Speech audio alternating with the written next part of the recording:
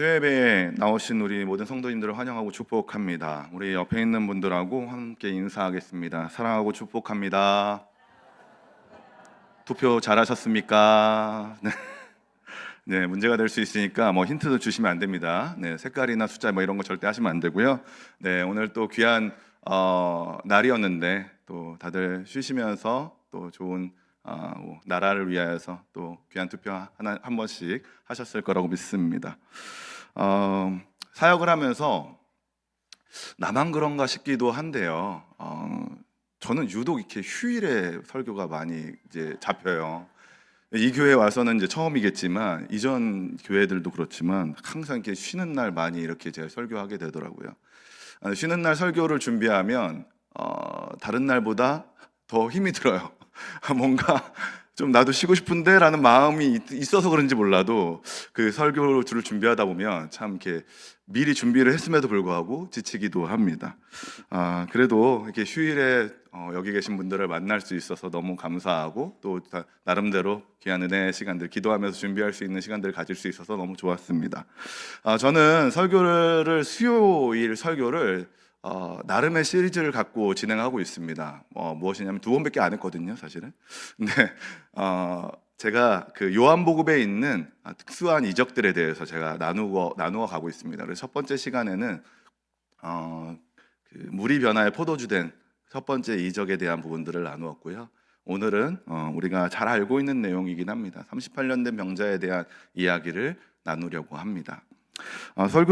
말씀으로 들어가기 전에 한 가지 이야기를 같이 나누고 싶습니다. 2022년에 12월에 방영되어서 많은 사람들에게 인기를 끌었던 드라마 한 편이 있습니다. 이 드라마 이름이 무엇이냐면 카지노라는 드라마입니다. 보신 분들도 계실 거라고 믿어요.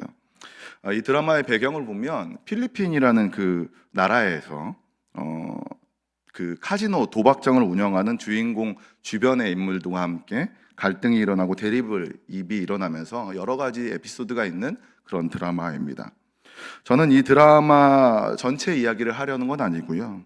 도박에는 이 드라마에 여러 인물들이 등장하는데 그 중에서도 정석우라는 인물에 대한 그 이야기를 좀 하려고 합니다. 이 사람이요, 골프를 굉장히 좋아하는 사람으로 나와요. 골프를 굉장히 좋아하는 사람으로 나오는데 평범한 기업의 대표였습니다. 하지만 필리핀에 휴가를 왔다가 카지노에 빠지게 되면서 전 재산을 잃게 되는 인물로 나옵니다. 드라마상에서예요. 사실 카지노에 있는 사람들이 교묘하게 이제 꼬셔가지고 그 꼬임에 넘어가서 돈을 잃게 되는 것이지만 그 도박에 빠지는 모습을 보면서 중독이라는 것이 참 위험하다는 생각을 하게 만드는 인물입니다. 극 중에서 이 사람은 처음에는요, 가끔 한 번씩 휴가를 핑계로 그 카지노에 가가지고 적은 돈으로 이렇게 도박을 합니다. 그러다가 나중에는요, 집과 회사가 있는 이 한국을 떠나서 필리핀에서 살다시피 하면서 쉬지 않고 도박만 하는 거예요. 잠도 안 자면서 도박을 하는 것이죠. 끝내는 이 사람이 드라마상에서 200억이라는 그 큰 돈을, 자신이 갖고 있던 200억이라는 큰 돈을 잃게 되는 인물로 나옵니다. 저는 이 드라마를 보면서 진짜 도박에 빠진 사람들은 어떤 마음으로 도박을 하는 저 자리에 잠도 안 자고 앉아 있을까라는 생각이 들었습니다. 그게 궁금해졌어요. 그래서 저희 나라에도 이 합법적으로 도박을 할 수 있는 곳이 있죠. 이제 강원도에 있는데요. 그 도박장에서 살아가는 사람들의 인터뷰를 찾아보게 됐습니다. 어떤 마음으로 그곳에 계속 앉아 있을까? 제가 드라마에 있는 그 인물을 보면서 그 부분이 굉장히 궁금했어요. 많은 사람들의 인터뷰를 보았는데 그 중에서 한 사람의 말이 좀 와닿았어요. 그분이 도박장을 떠나지 못하는 이유에 대해서 이렇게 이야기하는 거예요. 돈을 잃고 하루에 한 끼를 먹어도 도박장 근처에 사는 게 좋다 말하는 거예요. 이유가 뭐냐면 도박장 근처에서는요, 서로 같은 고민을 하고 불쌍히 여기는 사람들이 거기에 있다는 거예요. 오히려 도박장을 떠나가지고 거기서 벗어나면 좋겠는데 그곳에서 벗어나가지고 기존에 생활하던 그곳으로 공간으로 가잖아요. 그러면 사람들이 도박으로 전 재산을 잃은 사람, 가족들을 버리고 혼자 살기로 한 사람, 그리고 미친놈 취급하니까 그게 너무나도 싫은 거예요. 그래서 그곳에 있는 것보다 차라리 여기 있으면서, 그 도박장 근처에 있으면서 서로 위로하고 희망을 가지면서 서로 돕고 그러니까 그곳이 좋다라고 이야기하는 것입니다. 그곳에 있으면 마음이 편안해진다는 거예요. 오히려 참 한심해 보이지만 저는 이 마음이 어떤 것인지 알 수 있을 것 같았어요. 사실 이 사람들이 그곳에서 남아가지고 그 돈을 떠나서 그 도박이 참 재밌어서 남아 있는 것이죠. 그리고 잃은 돈을 어떻게든 복구해 보려고, 조금이라도 복구해 보려고 그곳을 떠나지 못하는 것입니다. 하지만 현실은 절망적이고 중독에서 벗어나지 못해서 사람처럼 살지 못하고 같은 곳을 바라보는 그 사람들과 함께 어울리는 것, 그것이 바로 거기에 살아가는 사람들의 모습이라는 것입니다. 너무나도 불쌍해 보였어요. 그분들이 얼마나 정말 그 볼 곳이 없으면, 같이 할 사람이 없으면 외로움에 영적으로 육적으로 절망과 죽음만 있는 그곳을 같은 이들이 한 곳을 바라보며 있을까라는 생각이 들면서, 그렇게 서로 위로할까라는 생각이 들면서 참 불쌍하다는 생각이 들었습니다. 저는 오늘 설교를 준비하면서 이런 부분이 오늘의 본문에서도 함께 보였습니다. 보아야 할 곳이 아닌 의미가 없고 희망이 없는 곳을 함께 보며 하루하루 살아가는 사람들의 모습으로 그 본문에 있는 내용들이 보였다라는 것입니다. 자, 오늘의 본문을 보면 이렇게 시작합니다. 5장 1절에서 2절 말씀인데요, 함께 읽어봤으면 좋겠습니다. 1절 2절입니다. 시작. 그 후에 유대인의 명절이 되어 예수께서 예루살렘에 올라가니라. 예루살렘에 있는 양문 곁에 히브리 말로 베데스다라 하는 못이 있는데 거기 행각 다섯이 있고. 예수님 공생의 2년에 있었던 일입니다. 정확하게 언제 어느 때의 명절인지는 잘 몰라요. 그러니까 아무튼 명절을 맞아가지고 예수님 제자들과 함께 예루살렘으로 올라가셨습니다. 그리고 여러 성벽의 문들이 있는데 그 중에서도 제사에 쓰일 그 동물들이 지나가는 양문, 그 양문을 지나서 그 근처에 있는 베데스다라는 연못에 도착했다는 것입니다. 사실 저는 이 연못이 진짜 조그만 연못인 줄 알았어요. 그런데 지형을 복원한 그 그림을 보니까, 그 사진을 보니까 크고 깊은 연못이더라고요. 자, 그런 연못에 정말 많은 사람들이 모여 있었다라고 이야기하는데, 어떤 부류의 사람들이냐면 5장 3절에 그 안에 많은 병자, 맹인, 다리 저는 사람, 혈기 마른 사람이 누워라고 이야기합니다. 명절을 맞아 진짜 많은 사람들이 그곳에 모였는데 특별히 아픈 사람들이 많이 모여 있었다라는 것이죠. 왜 그렇습니까? 3절 하반절에 있는 그 대괄호 안에 있는 내용 때문에 그렇습니다. 이 대괄호 안에 있는 부분을 함께 읽어보겠습니다. 시작. 물의 움직임을 기다리니 이는 천사가 가끔 못에 내려와 물을 움직이게 하는데 움직인 후에 먼저 들어가는 자는 어떤 병에 걸렸든지 낫게 됨이러라. 바로 병을 낫게 할 수 있는 방법이 그곳에 있기 때문에 병을 앓고 있는 사람들이, 병이 있는 사람들이, 몸이 불편한 사람들이 거기에 모여 있는 것이죠. 자, 그런데 진짜 이것이 맞을까요? 진짜일까요? 정말 이 못의 이 움직임을 따라서 사람이 그 안에 들어가면 낫게 되는 것일까요? 만약에 진짜라면 정말 어느 타이밍이 천사가 물을 움직이게 하는 타이밍일까요? 그리고 병이 나은 사람은 어디에 기록되어 있을까요? 사실 이것은 당시 사람들 안에 돌고 있는 소문에 의한 것이었습니다. 어떤 기록에도 이곳에서 이런 방법으로 병이 낫다는 기록이 없어요. 무엇보다도 지금 이곳에 본문에서 말하고 있는 것처럼 먼저 들어가는 사람이 병이 낫게 된다라고 이야기하죠. 자, 이것을 통해 공의로운 하나님께서 1등만을 위한 공간을 만드셨다는 것이 말이 되지 않는다는 거예요.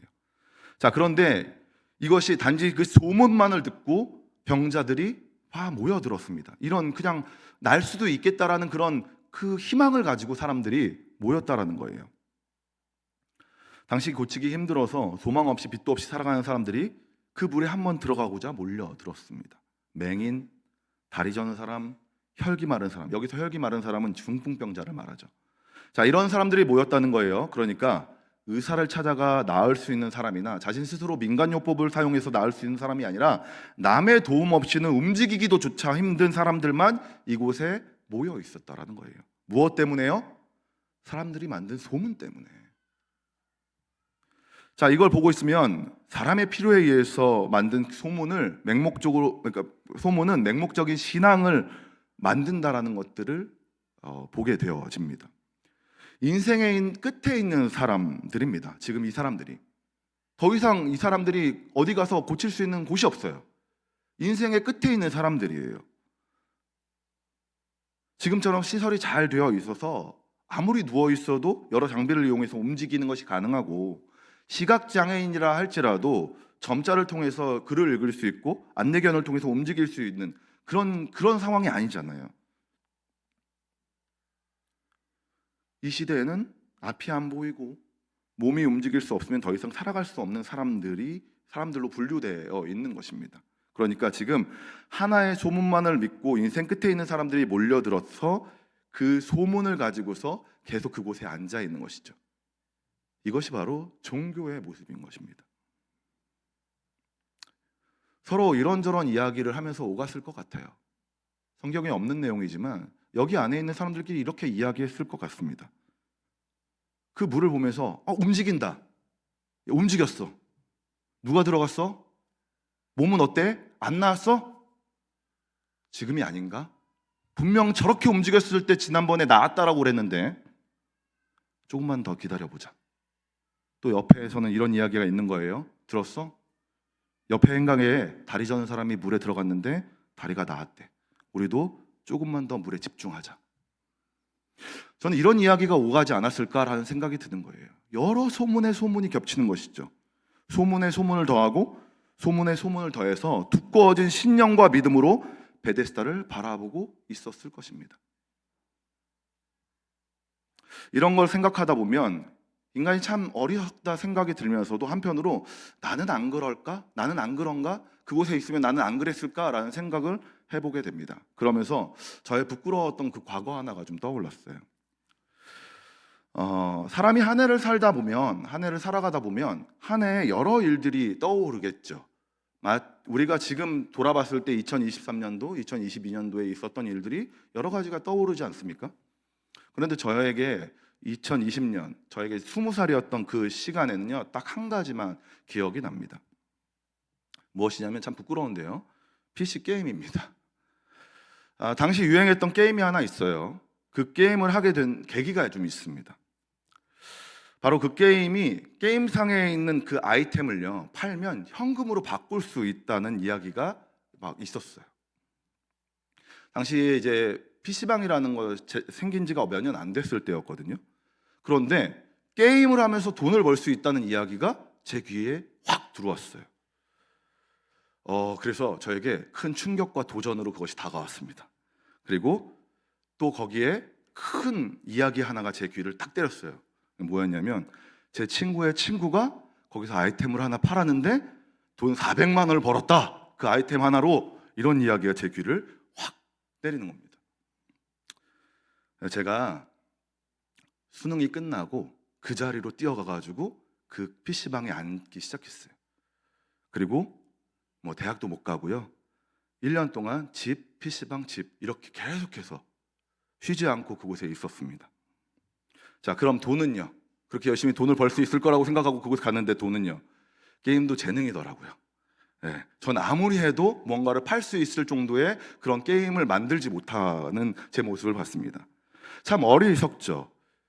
자, 이걸 하면 내가 원하는 것을 얻을 수 있을 것 같다. 그래서 그곳을 바라봅니다. 그것이 다인 것처럼 여기며 살아가는 것이죠. 다른 건 보이지 않는 거예요. 저의 20살은요, 그 모니터가 베데스다였다는 거예요. 옆에 함께 보는 친구들이 있었어요. 함께 모니터를 바라보는 친구들이 있었습니다. 지금 행각에 여러 사람들이 모여서 한 곳을 바라보는 것처럼 함께 모니터를 쳐다보면서 그곳에서 뭔가를 얻을 수 있는 것처럼 그곳을 바라보고 있었다는 거예요. 그런데 함께 본 그곳은요, 희망이 없었습니다. 누군가는 돈을 벌었겠죠. 그런데 그 사람은 소문으로만 들리더라고요. 이처럼 소문이 더해져 사람을 맹목적인 믿음 가운데로 나아가게 합니다. 자, 그런 상황에 예수님이 도착했어요. 사람들이 그 맹목적으로 그곳을 바라보고 소문만 듣고서 그곳을 계속해서 주시하고 있는 그때에, 허무하게 그곳을 계속해서 바라보면서 지내던 그때에 예수님이 도착하셨다는 겁니다. 그리고 한 사람에게 다가가는 것이죠. 요한복음 5장 5절. 거기 38해 된 병자가 있더라. 수많은 사람 중에 딱 한 사람, 이름도 안 나와요. 그냥 단지 38년 된 병자라고만 나오는 이 사람에게 찾아가셨어요. 38년 된 병자에게 찾아간 이유는 나오지 않지만 추측해 보건대 오랜 시간 한 곳을 바라보고 있는 사람을 찾으신 것 같습니다. 6절로 보면 예수께서 그 누운 것을 보시고 병이 오래된 줄을 아시고 라고 하시면서 병이 오래된 그 사람에게 찾아가신 거예요. 기록에는 없지만 이곳에 이 사람을 모르는 사람이 없었을 것 같습니다. 이 기록에는 안 나와요. 근데 제 추측인데 그 사람, 그 누워서 중풍병 걸려서 누워있는 그 사람을 사람들이 모르는 사람이 없었을 것 같다는 생각이 듭니다. 움직이지도 못하고 계속해서 그 자리에 앉아있는, 그리고 그 물만 바라보고 있는 그 사람을 사람들이 모르지 않았을 것 같습니다. 저는 한편으로 또 추측해 보건데 많은 사람들이 도와서 그 사람이 물에도 몇 번 들어가진 않았을까라는 생각도 해봤어요. 사람들이 막 도와주는 거죠. 물에 들어갔다가 나왔다, 들어갔다 나왔다. 이때 들어가면 되지 않았을까라고 물에 들어갔다 나왔다 하는 것입니다. 제 추측이에요. 그런데 시간이 계속해서 지나면서 그 사람이 물에 들어갔다 나와도 아무 일도 안 일어나고 아무것도 변화가 없으니까 지치는 것입니다. 그냥 이 사람은 그 낫는 것보다 그 낫는 것이 되지 않으니까 시간이 지나면 지날수록 거기 앉아있는 사람들하고 그냥 대화하는 것, 그것이 어쩌면 그분에게, 그 38년 된 병자에게 전부였을지 모른다는 겁니다. 왜 이런 생각을 하냐면 무언가를 믿고 바라고 있는데 이루어지지 않으면 사람들이 지치기 마련이잖아요. 오랜 병에 장사가 없다고, 오랜 병에 걸리면 처음엔 기도도 열심히 하고 믿음 가운데 옆에 있는 동역자들이 함께 기도하면서 그것들을 이겨내려고 합니다. 근데요, 차도가 없이 한 해, 두 해 지나가다 보면 체념하기 시작하고 아픈 것도 모르고 살아가기 시작합니다. 가족들은 어떻습니까? 처음엔 최선을 다해서 섬기면서 수발 들어요. 근데 시간이 지날수록 죄송합니다. 어떤 분은 이런 생각도 하시긴 하더라고요. 차라리 빨리 모든 게 끝났으면 좋겠다 라는 생각도 합니다. 자, 이것이 인간의 삶인 것이죠. 저는 38년 된 병자도 그랬을 것이다 라고 생각이 들어요. 한시도 놓지 않고 물을 바라보고 있는 것이 그 사람의 그 삶의 전부인 것이죠. 근데 그 사람도 그곳을 바라보고 있지만 그곳에 뭔가 일어날 거라고 생각하지 않는 거예요. 그렇기 때문에 예수님이 그 사람에게 찾아가서 이렇게 묻는 것이죠. 내가 낫고자 하느냐? 오늘 말씀의 제목이기도 한데요. 내가 낫고자 하느냐라고 질문하는 거예요. 당연히 베데스다 연못에 이 사람들이 병자, 누가 봐도 거기 병자가 있고 낫고자 하는 마음으로 거기서 앉아 있는 것이겠죠. 그런데 38년 된 이 병자는 그것이 아님을 예수님께서 알았기 때문에 네가 병이 낫기를 원하느냐라고 묻는 것이었습니다. 구원이 없는 그것을 희망 없이 바라보는 그 사람에게 예수님이 묻는 것입니다. 네가 진짜 낫기를 원하는 건 맞니? 라고 묻는 것이죠. 너 그곳을 계속해서 바라보고 있는데 진짜 너 낫기를 원하는 거 맞아? 라고 묻는 것이죠. 그때 이 병자가 어떻게 반응합니까? 5장 7절입니다. 함께 읽어보겠습니다. 시작. 병자가 대답하되 주여, 물이 움직일 때에 나를 못에 넣어주는 사람이 없어 내가 가는 동안에 다른 사람이 먼저 내려가나이다. 이 사람은 예수님이 누군지 몰랐습니다. 그는 무기력하게 그냥 한 곳만을 바라보고 있었고 예수님의 질문에 예수님이 아닌 그곳에 들어가기만을 바라고 있었어요. 저는 이 모습을 보면서 많은 신앙인들이 이렇게 살아가고 있지 않나 생각이 들었습니다. 신앙인으로서 한 곳을 바라보고 있다라고 생각이 들지만 결국 진짜 바라봐야 하는 것은 어디일까요? 바로 음성이 들리는 그곳입니다. 예수님이 말씀하시는데 다른 곳을 보고 있는 거예요. 진리가 그곳에 있는데 다른 걸 바라보고 있는 것입니다. 주님이 원하시는 삶이 아니라 내가 원하는 삶을 살아가고 있다는 것입니다. 구약에 보면 이 비슷한 시선에 대한 이야기가 나와요. 민수기 21장 8절인데요. 함께 읽어보겠습니다. 여호와께서 모세에게 이르시되 불뱀을 만들어 장대 위에 매달아 물린 자마다 그것을 보면 살리라. 여호와께서 원망하는 이스라엘 백성들을 불뱀으로 징계한 사건이 있었습니다. 이때 괴롭다 말하는 백성들에게 주님은 노뱀을 보는 사람들에게 살려주시겠다라고 말씀하셨어요. 여기에 시선에 대한 구원이 나옵니다. 우리의 눈은 아무거나 볼 수 있습니다. 상관없어요. 무엇이든 볼 수 있는 눈을 가지고 있습니다. 자유의지 안에서 우리가 보고 싶은 걸 다 볼 수 있어요. 그런데 진짜 봐야 하는 것은 따로 있죠. 우리의 눈이 옳다 여기는 것이 진짜가 아닐 수 있음을 우리가 알아야 된다라는 겁니다. 우리의 노력이나 우리의 기준이, 우리의 경험이 그곳에 주님이 계신 곳이 아니라 주님이 말씀하신 곳이 주님이 계신 곳입니다. 이전에 계셨던 곳이라고 그곳에만 주님이 계신 것이 아니라는 거예요. 어쩌면 베데스다 연못에 하나님이 행하신 진짜 놀라운 치유가 있었을지 모릅니다. 기록된 것이 없어서 잘 모르겠지만 진짜 그곳에 베데스다 연못에서 하나님이 행하신 치유의 사역이 있었는지 모르겠어요. 하지만 하나님 그곳에 계속 계신 것이 아니라 그들이 굳게 믿고 있는 그 시선이 가 있는 그 베데스다 연못에 계신 것이 아니라 38년 된 병자 옆에 구원의 주님이 계셨다라는 것입니다. 우리의 신앙에 고착화가 일어나지 않도록 경계하시기 바랍니다. 고착화가 일어나면 우리의 신앙이 율법이 되기 시작해요. 그래서 진짜 바라봐야 하는 것이 무엇인지 바라보지 못하는, 그래서 우리의 신앙이 방해받기 시작합니다. 결국에 어떤 일이 벌어지는지 아십니까?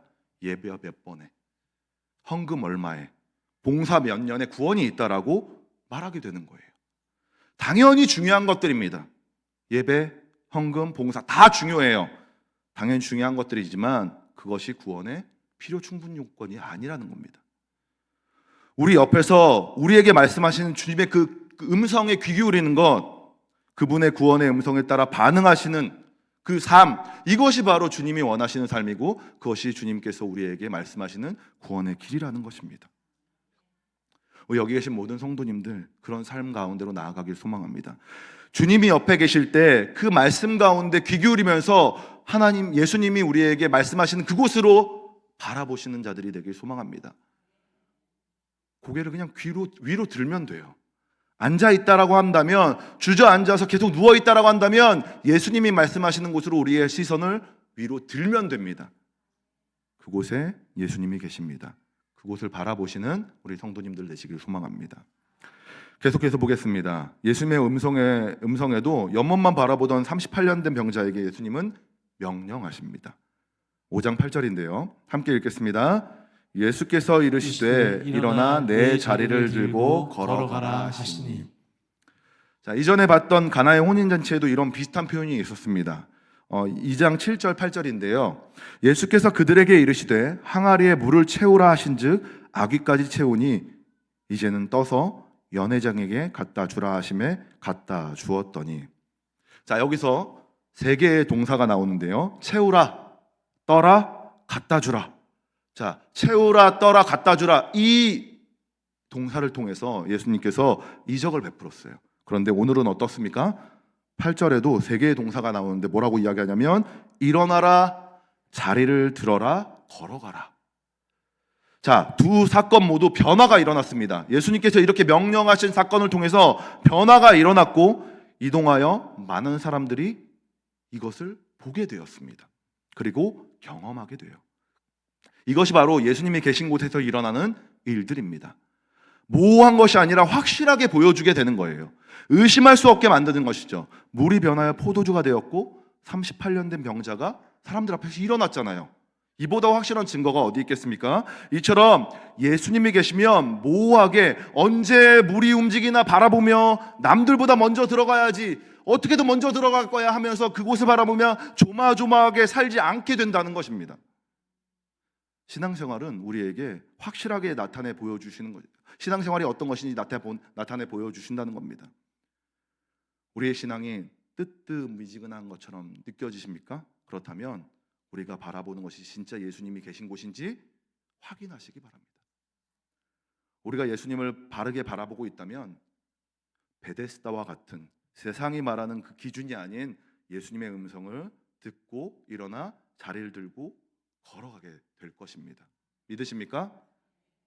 자, 그런 자들에게 나타나는 귀한 역사가 있습니다. 그렇게 예수님의 음성을 바르게 듣고 바르게 바라보고 예수님이 말씀하신 것처럼 일어나 자리를 들고 걸어가게 됐을 때 일어나는 큰 역사가 우리 가운데 있습니다. 사도행전 3장 6절부터 8절에 있는 말씀인데요, 좀 길지만 우리 함께 읽어보도록 하겠습니다. 베드로가 이르되 은과 금은 내게 없거니와 내게 있는 이것을 내게 주노니 나사렛 예수 그리스도의 이름으로 일어나 걸으라 하고 오른손을 잡아 일으키니 발과 발목이 곧 힘을 얻고 뛰어 서서 걸으며 그들과 함께 성전으로 들어가서 걷기도 하고 뛰기도 하며 하나님을 찬송하니. 아멘. 베드로와 요한은 성전 앞에서 구걸하는 날때부터 안진뱅이인 사람들 보면서 예수님의 이름으로 명령합니다. 일어나 걸어라. 우리의 힘으로 할 수는 없지만 우리 옆에서 우리를 일으키시는 예수님의 이름으로 앉은 자를 일으킬 수 있게 되는 것입니다. 믿으십니까? 이거 우리도 할 수 있어요. 세상에서 절망하면서 좌절 가운데 살아가는 사람들에게 주님께서 우리에게 일어나라 말씀하시고 우리에게 그것을 들고 걸어가라 말씀하시는 것들을 우리가 순종하며 예수님을 바라볼 때 우리도 동일하게 그런 일들을 행하는 사람들이 될 수 있다는 것입니다. 또한 많은 사람들에게 그 모습을 보여주는 자들이 될 수 있다는 것입니다. 오랫동안 헛된 것, 자신이 만든 율법 가운데 살아가는 성도님들이 계십니까? 예수님 음성에 귀 기울이시기 바랍니다.